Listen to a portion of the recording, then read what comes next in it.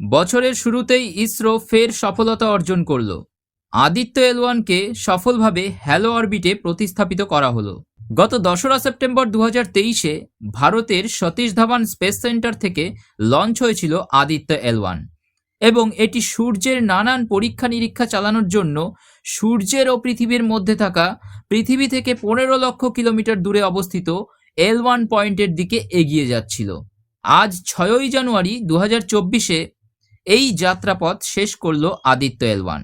আজ 6ই জানুয়ারি প্রায় বিকাল 4টে নাগাদ সফলভাবে আদিত্য এল1 প্রবেশ করল ল্যাগ্রেঞ্জ পয়েন্ট 1-এর চারিদিকে থাকা হ্যালো অরবিটে। এই ল্যাগ্রেঞ্জ পয়েন্টটি কিন্তু কোনো স্থির বিন্দু নয়। প্রতি মুহূর্তে পৃথিবী ও সূর্য তাদের নিজ নিজ কক্ষপথে অনবরত স্থান পরিবর্তন করছে, তাই তাদের মাঝে থাকা এই ল্যাগ্রেঞ্জ পয়েন্টেরও স্থান পরিবর্তন হয়ে চলেছে। এই ল্যাগ্রেঞ্জ পয়েন্টগুলি সম্পর্কিত একটি ডিটেইলড ভিডিও আমি এর আগেই আপলোড করে রেখেছি।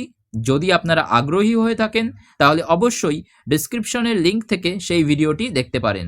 হ্যালো অরবিট বা কক্ষপথটি কোনো সরল বৃত্তাকার বা উপবৃত্তাকার কক্ষপথ নয়, তাই খুবই জটিল পদ্ধতিতে ভারতের প্রথম solar observatory Aditya L one Lagrange point 1-এর চারিদিকে আবর্তন করবে।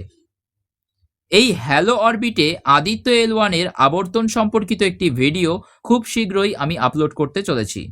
তো আপডেটটি এই পর্যন্তই। ইনফরমেশনটি যদি আপনাদের ভালো লেগে থাকে তাহলে লাইক, শেয়ার ও কমেন্ট করুন এবং চ্যানেলে নতুন হয়ে থাকলে অবশ্যই চ্যানেলটিকে সাবস্ক্রাইব করুন। ধন্যবাদ।